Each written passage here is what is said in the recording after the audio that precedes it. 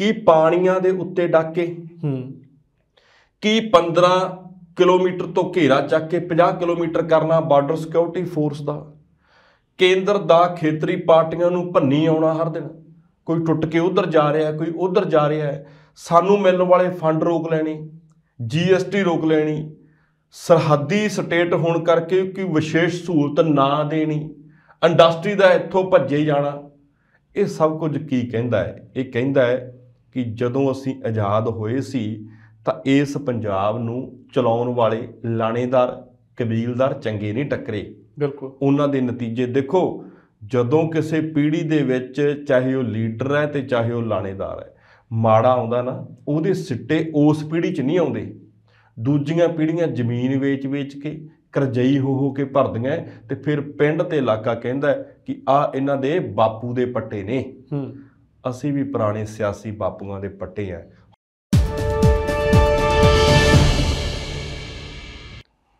ਸਤਿ ਸ਼੍ਰੀ ਅਕਾਲ ਜੀ, ਤੁਸੀਂ ਦੇਖ ਰਹੇ ਹੋ ਵਿਰਾਸਤ ਟੀਵੀ। ਮੈਂ ਹਾਂ ਗੁਰਸੇਵਕ ਫਤਿਹ। ਪ੍ਰੋਗਰਾਮ ਦ੍ਰਿਸ਼ਟੀਕੋਣ ਦੇ ਵਿੱਚ ਤੁਹਾਡਾ ਸਭ ਦਾ ਨਿੱਘਾ ਸਵਾਗਤ। ਇਸ ਪ੍ਰੋਗਰਾਮ ਜਰੀਏ ਤੁਹਾਡੀ ਸਾਂਝ ਪਵਾਈ ਦੀ ਜੀ ਬਹੁਤ ਸਾਰੇ ਸਿਆਸੀ, ਸਮਾਜਿਕ ਤੇ ਧਾਰਮਿਕ ਮਸਲਿਆਂ ਦੇ ਨਾਲ ਹਰ ਰੋਜ਼ ਦੀਆਂ ਅਪਡੇਟਸ ਤੁਹਾਡੇ ਤੱਕ ਲੈ ਕੇ ਆਈਆਂ ਨੇ। ਮੇਰੇ ਨਾਲ ਹੁੰਦੇ ਨੇ ਜਸਵਿੰਦਰ ਯਾਦ। ਆਓ ਸਭ ਤੋਂ ਪਹਿਲਾਂ ਉਹਨਾਂ ਨੂੰ ਪ੍ਰੋਗਰਾਮ ਦੇ ਵਿੱਚ ਜੀ ਆਇਆਂ ਆਖਦੇ ਹਾਂ, ਫਿਰ ਖਬਰਾਂ ਦੇ ਉੱਪਰ ਵਿਸਥਾਰ ਨਾਲ ਚਰਚਾ ਕਰਦੇ ਹਾਂ। ਜਸਵਿੰਦਰ ਜੀ, ਜੀ ਆਇਆਂ ਨੂੰ। ਜੀ ਸ਼ੁਕਰੀਆ। ਬਠਿੰਡਾ ਦਿਹਾਤੀ ਦੀ ਜੇਕਰ ਜੀ ਗੱਲ ਕਰੀਏ, ਜਿਨ੍ਹਾਂ ਨੂੰ ਨਿੱਜੀ ਵਿਅਕਤੀ ਕਿਹਾ ਜਾਂਦਾ ਸੀਗਾ, ਉਹ ਤਾਂ MLA ਸਾਹਿਬ ਦੇ ਜਮਾਤੀ ਨਿਕਲੇ ਜੀ। ਜਾਂਚ ਕੀ ਮੋੜ ਲੈ ਸਕਦੀ ਹੈ ਫਿਰ ਹੁਣ? ਬਿਲਕੁਲ, ਜਿਸ ਤਰੀਕੇ ਦੇ ਨਾਲ ਇਸ ਜਾਂਚ ਦੇ ਵਿੱਚ ਹਰ ਦਿਨ ਕੁਝ ਨਾ ਕੁਝ ਨਵਾਂ ਆਉਂਦਾ ਹੈ, ਤਾਂ ਕਰਕੇ ਇੱਕ ਵਾਰੀ ਫੇਰ ਆ ਜਿਹੜਾ ਰਿਮਾਂਡ ਹੈ ਰੇਸ਼ਮ ਗਰਗ ਦਾ, ਉਹ ਵਧਾ ਦਿੱਤਾ ਹੈ ਜੀ। ਅਸੀਂ ਘਟਨਾ ਆਪਣੇ ਦਰਸ਼ਕਾਂ ਦੇ ਨਾਲ ਸਾਂਝੀ ਕੀਤੀ ਸੀ ਕਿ ਜਿਸ ਤਰੀਕੇ ਦੇ ਨਾਲ ਬਠਿੰਡਾ ਦਿਹਾਤੀ ਦੇ ਅਮਿਤ ਰਤਨ, ਜਿਹੜੇ ਉੱਥੋਂ ਦੇ MLA ਸਾਹਿਬ ਨੇ, ਉਹਨਾਂ ਦੇ ਇੱਕ ਕਰੀਬੀ ਮੰਨੇ ਜਾਂਦੇ ਰੇਸ਼ਮ ਗਰਗ ਨੂੰ ਜਦੋਂ 4 ਲੱਖ ਰੁਪਈਆ ਲੈਂਦੇ ਹੋਏ ਵਿਜੀਲੈਂਸ ਬਠਿੰਡਾ ਨੇ ਰੰਗੇ ਹੱਥੀਂ ਫੜਿਆ ਸੀ ਨਾ, ਤਾਂ ਉਸ ਵਕਤ ਬਿਆਨਾਂ ਵਿੱਚ ਕਾਫੀ ਪਲਟੀਆਂ ਵੱਜਦੀਆਂ ਨਜ਼ਰ ਆਈਆਂ। ਪਹਿਲਾਂ ਕਹਿ ਦਿੱਤਾ ਕਿ ਅਸੀਂ ਜਾਣਦੇ ਹਾਂ ਜੀ, ਫਿਰ ਕਹਿ ਦਿੱਤਾ ਜੀ ਨਹੀਂ ਇਹ ਤਾਂ ਨਿੱਜੀ ਵਿਅਕਤੀ ਨੇ, ਫਿਰ ਕਹਿ ਦਿੱਤਾ ਜੀ ਇਹ ਮੇਰੇ PA ਨਹੀਂ, ਮੇਰੇ PA ਤਾਂ ਫਲਾਨਾ ਹੈ ਜੀ, ਇਹਨਾਂ ਨੂੰ ਮੈਂ ਜਾਣਦਾ ਤੱਕ ਨਹੀਂ। ਤਾਂ ਬਹੁਤ ਕੁਝ ਉਹ 'ਚ ਬਦਲਦਾ ਰਿਹਾ। ਆਖਰ ਦੇ ਉੱਤੇ ਜਿਹੜੀ ਇੱਕ ਗੱਲ ਨਿਕਲ ਕੇ ਆਈ ਹੈ ਉਹ ਇਹ ਹੈ ਕਿ ਜਿਹੜੇ ਰੇਸ਼ਮ ਗਰਗ ਨੇ ਉਹ ਅਮਿਤ ਰਤਨ ਜੀ ਦੇ ਜਮਾਤੀ ਨੇ। ਵਿਜੀਲੈਂਸ ਨੇ ਦੱਸਿਆ ਹੈ ਕਿ ਇਹ ਜਮਾਤੀ ਨੇ। ਇਸ ਵਕਤ ਅਮਿਤ ਰਤਨ ਜੀ ਦੀ ਜਿਹੜੀ ਰਿਹਾਇਸ਼ ਹੈ ਪਟਿਆਲਾ ਦੇ ਵਿੱਚ ਹੈ ਤੇ ਉਹਨਾਂ ਦੀ ਜਿਹੜੀ ਰਿਹਾਇਸ਼ ਹੈ ਸਮਾਣਾ ਦੇ ਵਿੱਚ ਹੈ। ਨਾਲ ਦੀ ਨਾਲ ਇੱਕ ਬਹੁਤ ਵੱਡੇ ਕਾਰੋਬਾਰੀ ਨੇ, ਉਹ ਮੋਹਾਲੀ ਤੋਂ ਨੇ, ਉਹ ਤਿੱਕੜੀ ਦੇ ਨਾਲ ਇਹ ਕੰਪਲੀਟ ਹੁੰਦੇ ਨੇ ਜੀ। ਉਹਨਾਂ ਦਾ ਨਾਮ ਆਉਂਦਾ ਜਾਂ ਨਹੀਂ ਆਉਂਦਾ ਮੈਂ ਇਹ ਨਹੀਂ ਕਹਿ ਰਿਹਾ, ਮੈਂ ਇਹ ਕਹਿ ਰਿਹਾ ਕਿ ਉਹ ਵੀ ਇਹਨਾਂ ਦੀ ਜੁੰਡੀ ਦੇ ਯਾਰਾਂ ਦੇ ਵਿੱਚ ਆਉਂਦੇ ਨੇ, ਜਿਹੜੇ ਮੋਹਾਲੀ ਦੇ ਕਾਰੋਬਾਰੀ ਨੇ। ਹੁਣ ਜਦੋਂ ਇਸ ਪੂਰੀ ਦੀ ਪੂਰੀ ਗੱਲ ਨੂੰ ਅਸੀਂ ਦੇਖਦੇ ਹਾਂ ਨਾ, ਤਾਂ ਸ਼ੁਰੂਆਤ ਦੇ ਵਿੱਚ ਜਿੰਨੇ ਵੀ ਬਿਆਨ ਦਿੱਤੇ ਗਏ ਨੇ, ਚਾਹੇ ਉਹ MLA ਸਾਹਿਬ ਦੀ ਤਰਫ ਤੋਂ ਦਿੱਤੇ ਗਏ ਨੇ ਜਾਂ ਫਿਰ ਇਸ ਰੇਸ਼ਮ ਗਰਗ ਦੀ ਤਰਫ ਤੋਂ ਦਿੱਤੇ ਗਏ ਨੇ, ਉਹਨਾਂ ਵਿੱਚ ਝੋਲ ਜਾਪਦਾ ਹੈ ਜੀ। ਕਿਤੇ ਨਾ ਕਿਤੇ ਕੁਝ ਕਮੀਆਂ ਤੇ ਕੁਝ ਨਾ ਕੁਝ ਵਾਧੂ ਜਾਪਦਾ ਹੈ। ਇਹ ਜਾਂਚ ਹਜੇ ਅੱਗੇ ਜਾਣੀ ਹੈ। ਰਿਮਾਂਡ ਆ ਜਿਹੜਾ ਉਹ ਅਗਲੇ ਦਿਨਾਂ ਦਾ ਵੀ ਲੈ ਲਿਆ ਹੈ। ਪਰ ਇਸ ਤੋਂ ਵੀ ਅੱਗੇ ਦੀ ਗੁਰਸੇਵਕ ਗੱਲ ਇਹ ਹੈ ਕਿ ਇੱਥੋਂ ਦੇ ਜਿਹੜੇ ਰੀਅਲ ਸਟੇਟ ਦੇ ਕਾਰੋਬਾਰੀ ਨੇ ਬਠਿੰਡੇ ਦੇ, ਉਹਨਾਂ ਵਿੱਚ ਵੀ ਘੁਸਰ ਮੁਸਰ ਚੱਲ ਪਈ ਹੈ ਜੀ। ਉਹ ਵੀ ਇੱਕ ਸ਼ਿਕਾਇਤ, ਉਹ ਵੀ ਕੋਈ ਕਲਿਊ ਜਿਹੜੇ ਨੇ ਉਹ ਦੇਣਾ ਚਾਹੁੰਦੇ ਨੇ ਵਿਜੀਲੈਂਸ ਨੂੰ। ਤੇ ਇਸ ਤੋਂ ਵੀ ਅੱਗੇ ਜੇਕਰ ਮੈਂ ਕਹਾਂ, ਕੁਝ ਕਿਸਾਨ ਜਿਨ੍ਹਾਂ ਨੇ ਇਹਨਾਂ ਦੇ ਟਰੈਪ ਵਿੱਚ ਫਸ ਕੇ ਆਪਣੀ ਜ਼ਮੀਨ ਕੌਡੀਆਂ ਦੇ ਭਾਅ ਵੇਚੀ ਹੈ, ਹੁਣ ਉਹ ਵੀ ਸਰਗਰਮ ਨੇ। ਉਹ ਕਹਿੰਦੇ ਜੀ ਵਕਤ ਮਿਲਿਆ ਤਾਂ ਅਸੀਂ ਵੀ ਆਪਣੀ ਗੱਲ ਹੈ ਜਿਹੜੀ ਉਹ ਰੱਖਾਂਗੇ। ਸਾਡੇ ਕੋਲ ਇਨਫੋਰਮੇਸ਼ਨ ਆਉਂਦੀ ਹੈ ਕੁਝ ਨਾਮੀ ਅਖਬਾਰਾਂ ਨੇ ਵੀ ਇਸ ਚੀਜ਼ ਨੂੰ ਕੋਡ ਕੀਤਾ ਹੈ ਜੀ। ਇਸ ਤੋਂ ਅੱਗੇ ਜਦੋਂ ਅਸੀਂ ਦੇਖਦੇ ਹਾਂ ਤਾਂ ਸੰਗਤ ਮੰਡੀ ਦੇ ਜਿਹੜੇ ਚੌਲ ਦੇ ਕਾਰੋਬਾਰੀ ਨੇ, ਜਾਂ ਕਹਿ ਦਈਏ ਕਿ ਚੌਲ ਮਿੱਲਾਂ ਦੇ ਨਾਲ ਜੁੜੇ ਹੋਏ ਮਾਲਕ ਨੇ, ਉਹ ਵੀ ਬੋਲ ਰਹੇ ਨੇ। ਉਹ ਵੀ ਕਹਿ ਰਹੇ ਨੇ ਕਿ ਜੋ ਕੁਝ ਹੋਇਆ ਹੈ ਉਹਦੇ ਵਿੱਚ ਕੁਝ ਨਾ ਕੁਝ ਤਾਂ ਜ਼ਰੂਰ ਹੈ। ਹੁਣ ਅਸੀਂ ਨਾ ਇਹਨਾਂ ਗੱਲਾਂ ਨੂੰ ਜਦੋਂ ਦੇਖਦੇ ਹਾਂ, ਪੈਰਾਸ਼ੂਟ ਐਂਟਰੀ ਵੇਖਦੇ ਹਾਂ, ਪਹਿਲਾਂ ਕਾਂਗਰਸ ਵਿੱਚ ਵੇਖਦੇ ਹਾਂ, ਫਿਰ ਸ਼੍ਰੋਮਣੀ ਅਕਾਲੀ ਦਲ ਦੇ ਵਿੱਚ ਵੇਖਦੇ ਹਾਂ, ਫਿਰ ਆਮ ਦੇ ਵਿੱਚ ਵੇਖਦੇ ਹਾਂ ਕਿ ਤਿੰਨਾਂ ਪਾਰਟੀਆਂ ਕੋਲੇ ਇਸ ਰਿਜ਼ਰਵ ਸੀਟ ਦੇ ਉੱਤੇ ਸਮੇਂ-ਸਮੇਂ ਉੱਤੇ ਇਸ ਤੋਂ ਬੈਸਟ ਆਪਸ਼ਨ ਹੈ ਨਹੀਂ ਸੀ। ਬਿਲਕੁਲ, ਇਹ ਇੱਕ ਸਵਾਲ ਹੈ। ਦੂਸਰਾ ਸਵਾਲ ਇਹ ਹੈ ਕਿ ਇਹੀ ਆਪਸ਼ਨ ਕਿਉਂ ਚੂਜ਼ ਕੀਤੀ ਗਈ, ਇਹਦੀ ਜ਼ਰੂਰਤ ਕੀ ਪੈ ਗਈ ਸੀ। ਪ੍ਰਤਾਪ ਸਿੰਘ ਬਾਜਵਾ ਜਿਹੜੇ ਵਿਰੋਧੀ ਧਿਰ ਦੇ ਨੇਤਾ ਨੇ, ਉਹਨਾਂ ਨੇ ਸਵਾਲ ਜਿਹੜਾ ਖੜਾ ਕੀਤਾ ਹੈ, ਉਹ ਕਹਿੰਦੇ ਨੇ ਕਿ ਨਾਮ ਤਾਂ ਆ ਗਿਆ ਸੀ, ਪਰ ਦਿੱਲੀ ਦੇ ਵਿੱਚ ਜਿਹੜੇ ਆਕਾ ਬੈਠੇ ਨੇ ਉਹਨਾਂ ਨੇ ਇਹ ਯੂ ਟਰਨ ਮਰਾਇਆ ਜੀ। ਇੱਕ ਗੱਲ ਅਸੀਂ ਨਾ ਮੰਨੀਏ, ਪਰ ਜੇ ਦੂਜਾ ਪੱਖ ਵੇਣੇ ਆ, ਜੇਕਰ ਪੈਰਾਸ਼ੂਟ ਐਂਟਰੀ ਇਸ ਸੀਟ ਦੇ ਉੱਤੇ ਦਿੱਲੀਓਂ ਹੋ ਸਕਦੀ ਹੈ ਤਾਂ ਫਿਰ ਦੂਜੀ ਗੱਲ ਸੰਭਵ ਹੋਣ ਦੇ ਵਿੱਚ ਵੀ ਸਾਨੂੰ ਵਿਸ਼ਵਾਸ ਹੈ ਜਿਹੜਾ ਉਹ ਜਤਾਇਆ ਜਾ ਸਕਦਾ ਹੈ।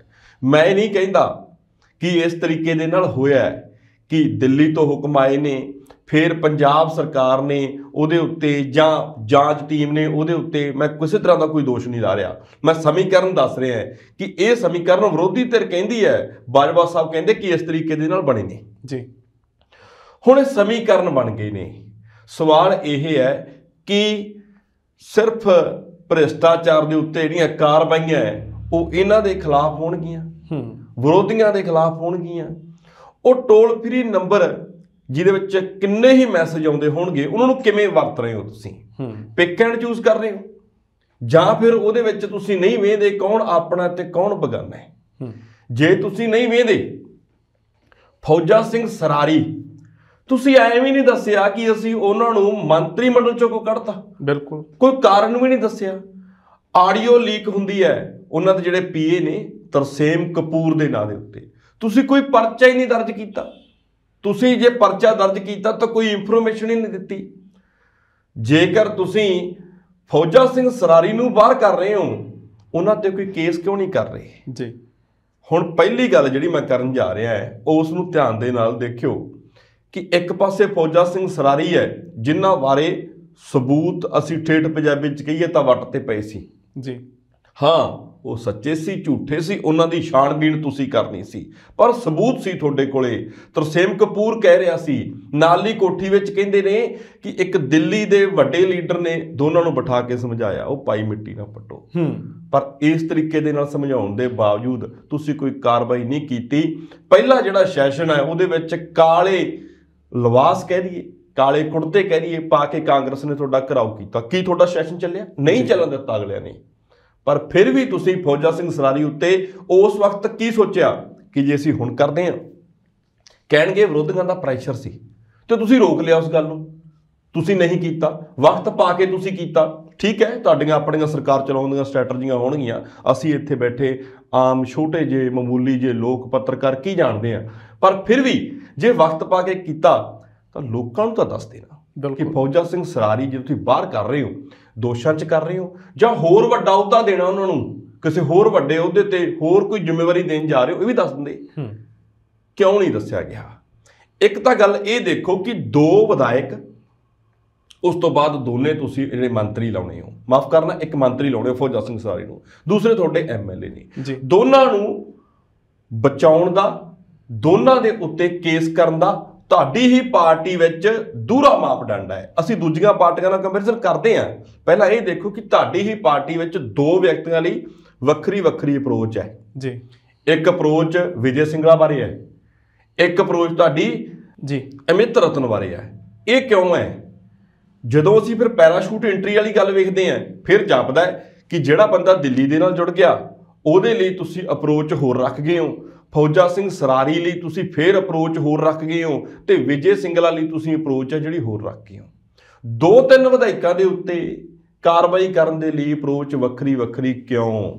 ਜੇ ਇੱਕੋ ਹੀ ਘਰ ਦੇ ਵਿੱਚੋਂ ਇਹ ਫੈਸਲੇ ਆਉਣ ਤਾਂ ਅਪਰੋਚ ਇੱਕੋ ਜਿਹੀ ਆਊਗੀ। ਹਾਂ, ਵੱਖਰੀ ਗੱਲ ਹੈ ਕੌਣ ਫਸ ਰਿਹਾ, ਕੌਣ ਨਿਕਲ ਰਿਹਾ ਹੈ, ਕੌਣ ਜਾਂਚ ਦੇ ਵਿੱਚ ਦੋਸ਼ੀ ਹੈ, ਕੌਣ ਨਿਰਦੋਸ਼ ਹੈ, ਕੰਮ ਕਾਨੂੰਨੀ ਹੈ, ਇਹਦੇ ਵਿੱਚ ਨਾ ਤੁਸੀਂ ਜਾਓ ਨਾ ਅਸੀਂ ਜਾਈਏ। ਪਰ ਜਿਹੜੀ ਕਾਰਵਾਈ ਹੈ ਉਹ ਤਾਂ ਸੁਚੱਜੇ ਤਰੀਕੇ ਦੇ ਨਾਲ ਹੀ ਕਰੋ। ਹੁਣ ਤੁਸੀਂ ਆ ਜਾਓ ਵਿਰੋਧੀਆਂ ਦੇ ਨਾਲ ਕੰਪੈਰੀਜ਼ਨ ਜੀ। ਸਾਧੂ ਸਿੰਘ ਧਰਮਸੋਤ ਨੂੰ ਤੁਸੀਂ ਦੂਜੀ ਵਾਰੀ ਫੜ ਲੈਂਦੇ ਹੋ, ਭਾਰਤ ਭੂਸ਼ਣ ਦੇ ਉੱਤੇ ਤੁਸੀਂ ਕੇਸ ਕਰਦੇ ਹੋ। ਮੈਂ ਨਹੀਂ ਕਹਿੰਦਾ ਕਿ ਉਹ ਦੁੱਧ ਧੋਤੇ ਨਹੀਂ, ਮੈਂ ਨਹੀਂ ਕਹਿੰਦਾ ਨਾ ਉਹਨਾਂ ਨੇ ਤਾਂ ਕਦੇ ਪੈਰ ਦੇ ਹੇਠਾਂ ਕੰਡਾ ਵੀ ਨਹੀਂ ਆਉਣ ਦਿੱਤਾ, ਮੈਂ ਇਹਨਾਂ ਗੱਲਾਂ ਦੀ ਕੋਈ ਪੁਸ਼ਟੀ ਨਹੀਂ ਕਰਦਾ। ਪਰ ਮੈਂ ਕਹਿੰਦਾ ਕਿ ਅਪਰੋਚ ਦੇਖੋ, ਇੱਕ ਵਿਅਕਤੀ ਦੇ ਉੱਤੇ ਤੁਸੀਂ ਕਿਸ ਤਰੀਕੇ ਦੀ ਅਪਰੋਚ ਲਾ ਰਹੇ ਹੋ, ਦੂਸਰੇ ਤੇ ਕਿਸ ਤਰੀਕੇ ਦੀ ਲਾ ਰਹੇ ਹੋ। ਇਸ ਤੋਂ ਅੱਗੇ ਆਓ, ਜੇ ਅਸੀਂ ਲੁਧਿਆਣੇ ਦੇ ਅਫਸਰ ਦੀ ਗੱਲ ਕਰੀਏ ਨਰਿੰਦਰਪਾਲ ਦੀ, ਜਿਹੜੇ RTA ਸੀ ਜੀ, ਜਿਨ੍ਹਾਂ ਦੇ ਕੇਸ ਤੋਂ ਬਾਅਦ ਹੀ PCS ਤੇ IAS ਅਧਿਕਾਰੀਆਂ ਦਾ ਤੁਹਾਡੇ ਨਾਲ ਝਗੜਾ ਵਧਿਆ ਸੀ। ਸ਼ਾਇਦ ਤੁਹਾਡੇ ਉਹ ਗੱਲ ਯਾਦ ਹੋਵੇ ਜੀ। ਉਸ ਜਦੋਂ ਝਗੜੇ ਨੂੰ ਵੇਖਦੇ ਆ ਤਾਂ ਉਹਦੇ ਵਿੱਚ ਨਰਿੰਦਰਪਾਲ ਜਿਹੜੇ ਲੁਧਿਆਣੇ ਤੋਂ RTA ਸੀਗੇ, ਉਹਨਾਂ ਦੇ ਨਾਲ ਸੰਬੰਧਿਤ ਇੱਕ ਛੋਟਾ ਅਫਸਰ ਹੈ ਜਿਹੜਾ ਰਿਸ਼ਵਤ ਲੈਂਦਾ ਹੈ। ਉਹ ਰਿਸ਼ਵਤ ਲੈਂਦਾ ਜਦੋਂ ਤੁਸੀਂ ਫੜ ਲੈਂਦੇ ਹੋ ਤੇ ਉਸ ਤੋਂ ਤੁਸੀਂ ਪੁੱਛਦੇ ਹੋ ਤਾਂ ਪੂਰੇ ਦਾ ਪੂਰਾ ਜਦੋਂ ਖੁਲਾਸਾ ਕਰਦਾ ਹੈ ਤਾਂ ਤੁਸੀਂ ਉਸ ਨੂੰ ਸਰਕਾਰੀ ਗਵਾਹ ਬਣਾਉਣੇ ਹੋ। ਤੇ ਕੇਸ ਕਿਹਦੇ ਤੇ ਕਰਦੇ ਹੋ? ਕੇਸ ਤੁਸੀਂ ਕਰਦੇ ਹੋ ਨਰਿੰਦਰਪਾਲ ਆਰਟੀਏ ਤੇ ਜੀ। ਧਾਰਾ ਤੁਸੀਂ 7A ਲਾ ਦਿੰਦੇ ਹੋ। ਇਹ ਕੇਸ ਰਜਿਸਟਰਡ ਹੁੰਦਾ 6/1/23 ਨੂੰ। ਦੇਖੋ ਗੱਲ ਨੂੰ ਸਮਝੋ ਕਿ ਛੋਟਾ ਵਿਅਕਤੀ ਫੜਿਆ ਗਿਆ ਪਰ ਕੇਸ ਤੁਸੀਂ ਵੱਡੇ ਤੇ ਕੀਤਾ, ਉਹਨੂੰ ਤੁਸੀਂ ਸਰਕਾਰੀ ਗਵਾਹ ਰੱਖ ਲਿਆ। ਬਠਿੰਡਾ ਦਿਹਾਤੀ ਦੇ ਵਿੱਚ ਇਹੀ ਕੇਸ 16/2/23 ਨੂੰ ਹੁੰਦਾ ਹੈ। ਉੱਥੇ ਵੀ ਵਿਅਕਤੀ ਹੈ ਜਿਹੜਾ ਪੀਏ ਜਾਂ ਪੀਏ ਦੇ ਨੇੜੇ ਤੇੜ ਦਾ ਜਾਂ ਉਹਨਾਂ ਦਾ ਜਮਾਤੀ ਜਿਹੜਾ ਫੜਿਆ ਜਾਂਦਾ ਹੈ ਜੀ, ਪਰ ਉੱਥੇ ਤੁਸੀਂ ਬਚਾ ਕਿਹਨੂੰ ਲੈਂਦੇ ਹੋ? ਵੱਡੇ ਨੂੰ। ਤੇ ਕੇਸ ਕਿਹਦੇ ਤੇ? ਰਿਮਾਂਡ ਕਿਹਦਾ? ਉਸ ਛੋਟੇ ਦਾ, ਰਿਸ਼ਮ ਗਰਗ ਦਾ।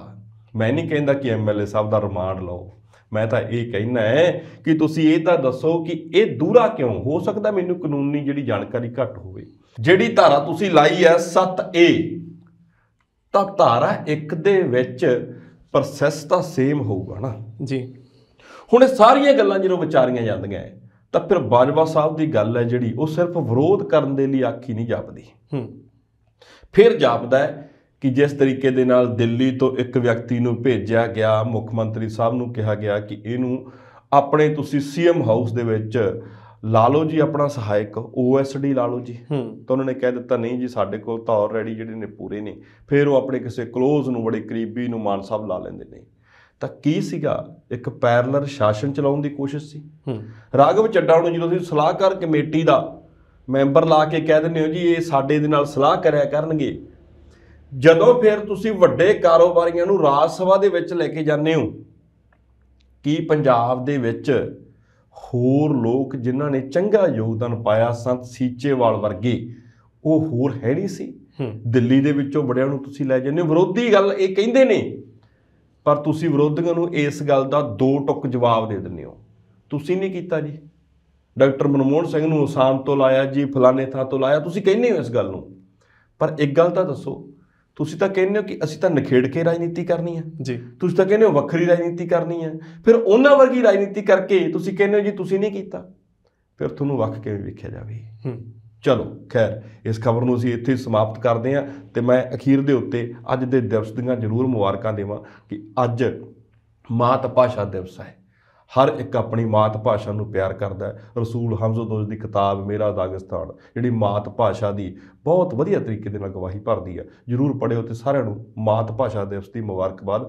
ਮਾਫੀ ਚਾਹੁੰਦਾ ਕਿ ਮੈਨੂੰ ਪਹਿਲਾਂ ਦੇਣੀ ਚਾਹੀਦੀ ਸੀ, ਪਰ ਚਲੋ ਕਬੂਲ ਕਰਿਓ ਜੀ।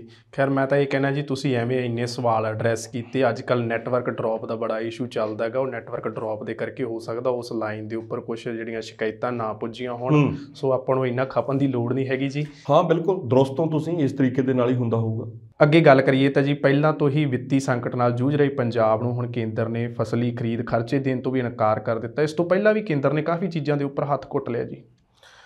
ਗੁਰਸੇਵਕ, ਗੱਲ ਇਸ ਤਰੀਕੇ ਦੇ ਨਾਲ ਹੈ ਕਿ ਕੁਝ ਜਿਹੜੀਆਂ ਗੰਢਾਂ ਹੈ ਉਹ ਤੁਸੀਂ ਦਿੰਦੇ ਤਾਂ ਹੱਥਾਂ ਦੇ ਨਾਲੋਂ, ਖੋਲ੍ਹਣੀਆਂ ਤੁਹਾਨੂੰ ਉਹ ਮੂੰਹ ਦੇ ਨਾਲ ਪੈਂਦੀਆਂ। ਸਰਕਾਰਾਂ 'ਚ ਨਾ ਜਾਈਏ ਕਿ ਕਿਹੜੀ ਸਰਕਾਰ ਨੇ ਦਿੱਤੀਆਂ, ਗੱਲ ਇਸ ਤੇ ਜਾਈਏ ਕਿ ਪੰਜਾਬ ਕਿਸ ਤਰੀਕੇ ਦੇ ਨਾਲ ਪ੍ਰਭਾਵਿਤ ਹੋਇਆ। RDF ਫੰਡ ਦੀ ਜੇਕਰ ਅਸੀਂ ਗੱਲ ਕਰੀਏ, ਰੂਰਲ ਡਿਵੈਲਪਮੈਂਟ ਫੰਡ, 2800 ਕਰੋੜ ਰੁਪਏ ਦੀ ਰਾਸ਼ੀ ਸਾਡੀ ਇਸ ਤੋਂ ਪਹਿਲਾਂ ਕੇਂਦਰ ਬੰਨੀ ਰੁਕੀ ਹੈ ਜੀ। ਪਿਛਲੇ ਦਿਨੀ GST ਦਾ ਜਿਹੜਾ ਬਕਾਇਆ ਸੀ ਉਹ ਕੇਂਦਰ ਨੇ ਸਾਨੂੰ ਰਿਲੀਜ਼ ਕੀਤਾ ਤੇ ਚੀਮਾ ਸਾਹਿਬ ਨੇ ਵਿਸ਼ੇਸ਼ ਤੌਰ ਤੇ ਧੰਨਵਾਦ ਕੀਤਾ।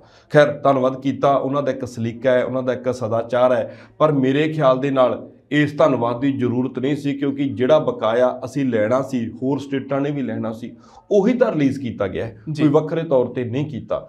ਪਰ 2800 ਕਰੋੜ ਰੁਪਈਆ ਕਿਉਂ ਰੁਕਿਆ, ਪਹਿਲਾ ਸਵਾਲ ਇਹ ਹੈ। ਉਸ ਤੋਂ ਬਾਅਦ ਜਿਹੜੇ ਤੁਹਾਡੇ ਅਗਲੇ ਸਵਾਲ ਆ ਮੈਂ ਉੱਧਰ ਜਾਣਾ ਹੈ। ਕੈਪਟਨ ਸਾਹਿਬ ਦੀ ਸਰਕਾਰ ਹੈ, ਕੈਪਟਨ ਸਰਕਾਰ ਨੇ ਜਿਹੜੇ ਰੂਰਲ ਡਿਵੈਲਪਮੈਂਟ ਫੰਡ ਹੈ, RDF ਹੈ, ਉਹ ਚੱਕ ਕੇ ਕਰਜ਼ਾ ਮਾਫੀ ਉੱਤੇ ਲਾ ਦਿੱਤਾ। ਜੇ ਤੁਸੀਂ ਕਰਜ਼ਾ ਮਾਫੀ ਦਾ ਵਾਅਦਾ ਕਰਕੇ ਇਸ ਸਰਕਾਰ ਦੇ ਵਿੱਚ ਆਉਣੇ ਹੋ ਤਾਂ ਫਿਰ ਭਾਈ ਲੱਤਾਂ ਨੂੰ ਕਹੋ ਕਿ ਉਹ ਭਾਰ ਝੱਲਣ ਜੀ। ਤੁਸੀਂ ਆਪਣੇ ਹਿਸਾਬ ਦੇ ਨਾਲ ਪੰਜਾਬ ਦੇ ਖਜ਼ਾਨੇ ਨੂੰ ਮੇਨਟੇਨ ਕਰਕੇ ਉਹਦੇ 'ਚੋਂ ਕਰਜ਼ਾ ਮਾਫੀ ਕਰੋ। ਤੁਸੀਂ ਕੇਂਦਰ ਤੋਂ ਆਉਂਦਾ ਪੈਸਾ ਹੋਰ ਸਕੀਮਾਂ ਦੇ ਲਈ, ਹੋਰ ਸਕੀਮਾਂ ਦੇ ਵਿੱਚ ਲਾ ਦਿੰਦੇ ਹੋ ਤੇ ਆਉਣ ਵਾਲੇ ਦਿਨਾਂ ਦੇ ਵਿੱਚ ਕੇਂਦਰ ਜਦੋਂ ਇਹਦਾ ਨੋਟਿਸ ਲੈਂਦਾ ਹੈ ਤਾਂ ਭੁਗਤਣਾ ਕਿਸੇ ਦੂਜੀ ਸਰਕਾਰ ਨੂੰ ਪੈ ਜਾਂਦਾ ਹੈ ਜੀ। ਬਾਦਲ ਸਾਹਿਬ ਦੀ ਸਰਕਾਰ ਸੀ ਤਾਂ ਇਹੀ RDF ਰੂਰਲ ਡਿਵੈਲਪਮੈਂਟ ਫੰਡ ਸੰਗਤ ਦਰਸ਼ਨਾਂ ਦੇ ਵਿੱਚ ਲੱਗੀ ਗਿਆ। ਬਿਜਲੀ ਸੁਧਾਰ ਦਾ ਫੰਡ ਆਇਆ ਜੀ ਕਿ ਅੰਡਰਗਰਾਊਂਡ ਤਾਰਾਂ ਕੀਤੀਆਂ ਜਾਣ, ਹੋਰ ਸੁਧਾਰ ਕੀਤਾ ਜਾਵੇ, ਮੀਟਰ ਜਿਹੜੇ ਉਹ ਡਿਜੀਟਲ ਕੀਤੇ ਜਾਣ, ਤੁਸੀਂ ਉਹ ਸਬਸਿਡੀਆਂ ਦੇ ਵਿੱਚ ਦੇ ਦਿੱਤਾ। ਪਿਛਲੇ ਦਿਨਾਂ ਦੇ ਵਿੱਚ ਜਦੋਂ ਇਹ ਕਾਰਡਾਂ ਦਾ ਰੌਲਾ ਪਿਆ ਜੀ, ਨੀਲੇ ਕਾਰਡਾਂ ਦਾ, ਤਾਂ ਕੇਂਦਰ ਜਿਹੜਾ ਫੰਡ ਭੇਜਦਾ ਹੈ 11% ਉਹਨਾਂ ਨੇ ਕੱਟ ਦਿੱਤਾ।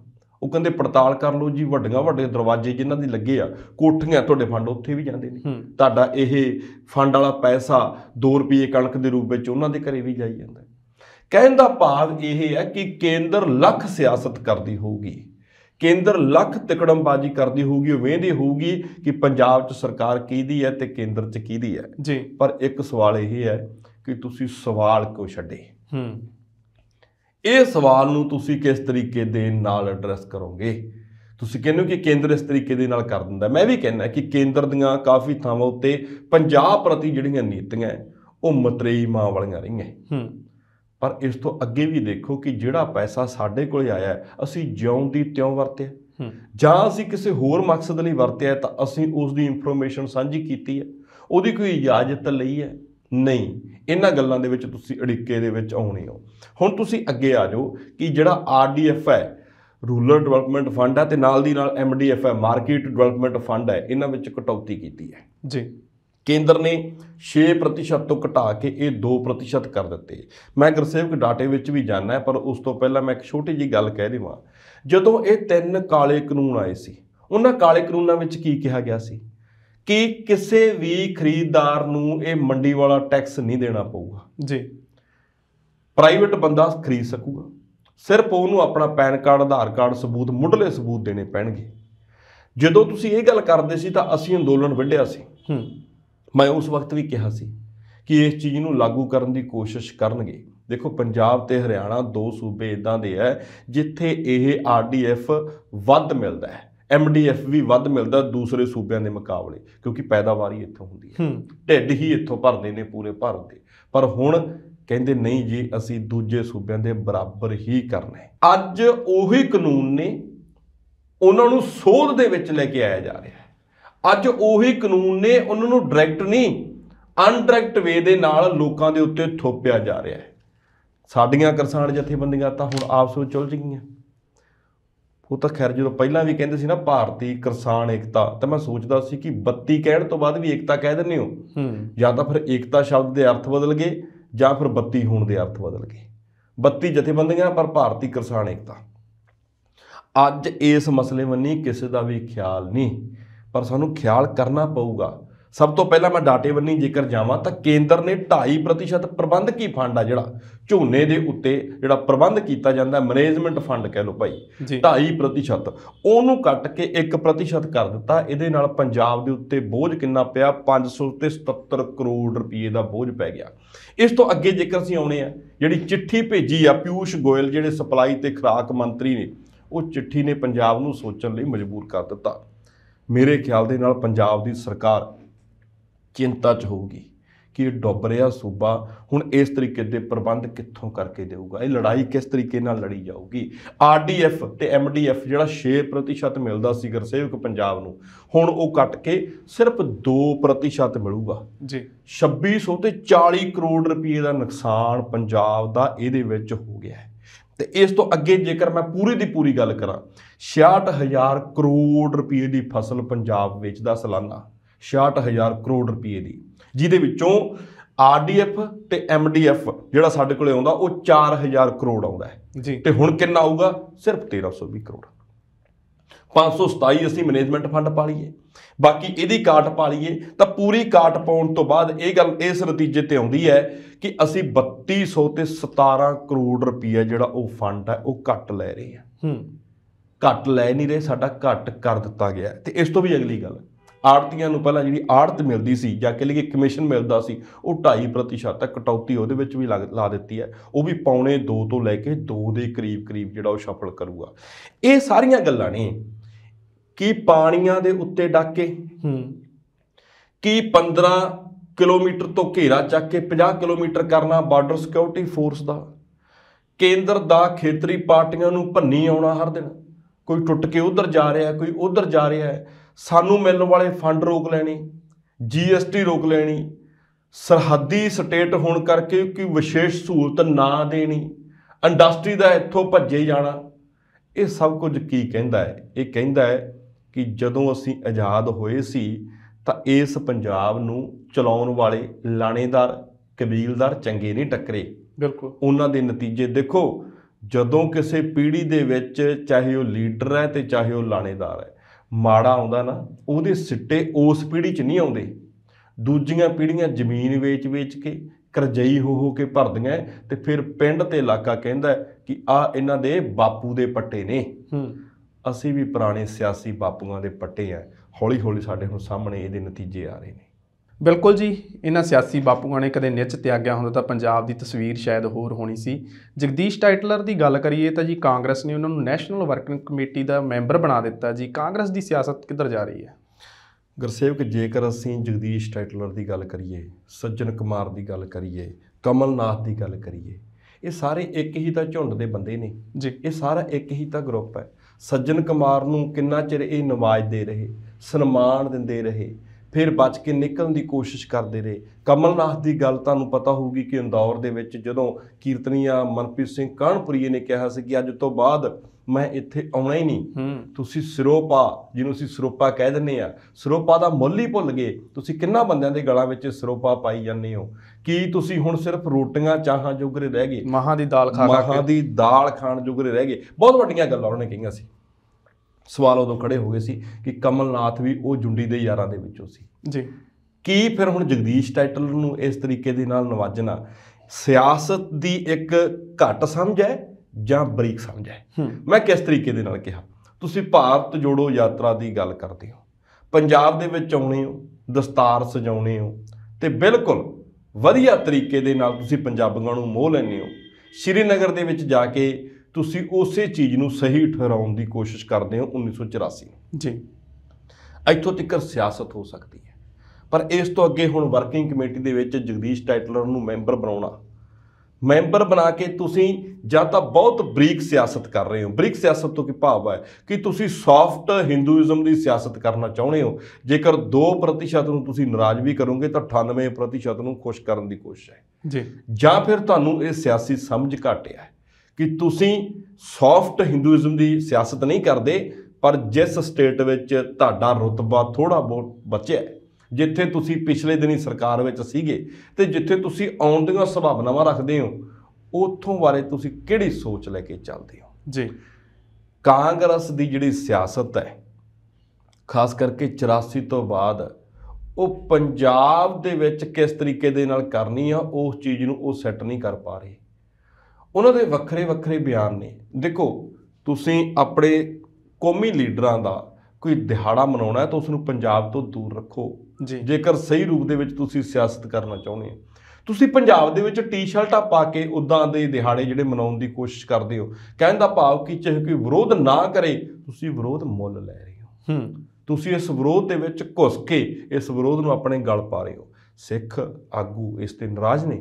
ਉਹ ਕਹਿ ਰਹੇ ਨੇ ਕਿ ਕਿਉਂ ਇਸ ਤਰੀਕੇ ਦੇ ਨਾਲ ਹੋਇਆ। 1984 ਦੇ ਦੰਗਿਆਂ ਦੇ ਵਿੱਚ ਜਿਹੜਾ ਸੰਬੰਧਿਤ ਕਮਿਸ਼ਨ ਬਣਿਆ ਸੀ, ਉਹਦੇ ਕੋਲੇ ਗਵਾਹਾਂ ਨੇ, ਚਸ਼ਮਦੀਦਾਂ ਨੇ ਗਵਾਹੀਆਂ ਇਹਨਾਂ ਦੇ ਖਿਲਾਫ, ਜਗਦੀਸ਼ ਟਾਈਟਲਰ ਦੇ ਖਿਲਾਫ ਦਿੱਤੀਆਂ ਹੋਈਆਂ ਨੇ। ਇਹ ਗਵਾਹੀਆਂ ਦੇਣ ਤੋਂ ਬਾਅਦ ਜੇਕਰ ਫਿਰ ਵੀ ਤੁਸੀਂ ਆਪਣੀ ਵਰਕਿੰਗ ਕਮੇਟੀ ਦੇ ਵਿੱਚ ਰੱਖਦੇ ਹੋ, ਮੇਰੇ ਤਾਂ ਇਹ ਗੱਲ ਸਮਝ ਤੋਂ ਬਾਹਰ ਹੋ ਗਈ ਹੈ ਕਿ ਕਿਸ ਤਰੀਕੇ ਦੀ ਸਿਆਸਤ ਹੈ ਜਿਹੜੀ ਕਾਂਗਰਸ ਕਰਨਾ ਚਾਹੁੰਦੀ ਹੈ। ਭਾਰਤ ਜੋੜੋ ਦੇ ਨਾਂ ਦੇ ਉੱਤੇ ਇੱਕ ਸੂਬੇ ਨੂੰ ਸਿੱਧਾ ਹੀ ਇਹ ਪਿੰਚ ਕਰ ਰਹੇ ਨੇ। ਇਹ ਸਵਾਲ ਹੈ, ਇਸ ਸਵਾਲ ਨੂੰ ਜੇਕਰ ਇਹਨਾਂ ਦੀ ਕੇਂਦਰ ਦੀ ਲੀਡਰਸ਼ਿਪ ਨੇ ਐਡਰੈਸ ਨਾ ਕੀਤਾ ਤਾਂ ਪੰਜਾਬ ਜਿਹੜੀ ਲਹਿਰ ਚਲਾ ਦਿੰਦਾ ਹੈ, ਜਿੱਧਰ ਨੂੰ ਚਲਾ ਦਿੰਦਾ, ਫਿਰ ਉਹਦੇ ਨਤੀਜੇ ਪੂਰੇ ਭਾਰਤ ਵਿੱਚ ਜਾਂਦੇ ਆ। ਕਿਤੇ ਇਹ ਨਾ ਹੋਵੇ ਕਿ ਪੰਜਾਬ ਜਿੱਥੇ ਇਹਦੀ ਸਾਖ ਬਚੀ ਹੈ ਉਹਨੂੰ ਵੀ ਇਹ ਦਾਅ ਤੇ ਲਾ ਲੈ। ਹੱਥ ਨਾਲ ਹੱਥ ਜੋੜਨ ਵਾਲਿਆਂ ਵਾਸਤੇ ਵੀ ਇਹਨੂੰ ਐਡਰੈਸ ਕਰਨਾ ਬੜਾ ਜ਼ਰੂਰੀ ਹੈ ਜੀ। ਉਹ ਵੀ ਜ਼ਰੂਰ ਹੈ ਤੇ ਦੱਸਣ। ਖੈਰ, ਵਕਤ ਹੋ ਗਿਆ ਜੀ, ਸਮਾਂ ਇਜਾਜ਼ਤ ਨਹੀਂ ਦਿੰਦਾ। ਤੁਸੀਂ ਆਪਣੇ ਵਿਚਾਰ ਦਿੱਤੇ, ਤੁਹਾਡਾ ਬਹੁਤ ਬਹੁਤ ਧੰਨਵਾਦ ਜੀ। ਸ਼ੁਕਰੀਆ। ਤੁਸੀਂ ਦੇਖ ਰਹੇ ਸੀ ਵਿਰਾਸਤ ਟੀਵੀ ਉੱਪਰ ਸਾਡਾ ਖਾਸ ਪ੍ਰੋਗਰਾਮ ਦ੍ਰਿਸ਼ਟੀਕੋਣ। ਤੁਹਾਨੂੰ ਸਾਡਾ ਇਹ ਪ੍ਰੋਗਰਾਮ ਕਿਵੇਂ ਦਾ ਲੱਗਿਆ, ਤੁਸੀਂ ਆਪਣੇ ਫੀਡਬੈਕ ਸਾਨੂੰ ਕਮੈਂਟਸ, ਈਮੇਲਸ ਜਾਂ ਫੋਨ ਕਾਲ ਜ਼ਰੀਏ ਦੇ ਸਕਦੇ ਹੋ। ਕੱਲ ਫਿਰ ਹਾਜ਼ਰ ਹੋਵਾਂਗਾ ਜੀ ਕਿਸੇ ਮੁੱਦੇ, ਮਸਲੇ ਜਾਂ ਖਬਰ ਦੇ ਨਾਲ। ਉਦੋਂ ਤੱਕ ਲਈ ਮੈਨੂੰ ਗੁਰਸੇਵਕ ਨੂੰ ਦਿਓ ਆਗਿਆ। ਧੰਨਵਾਦ।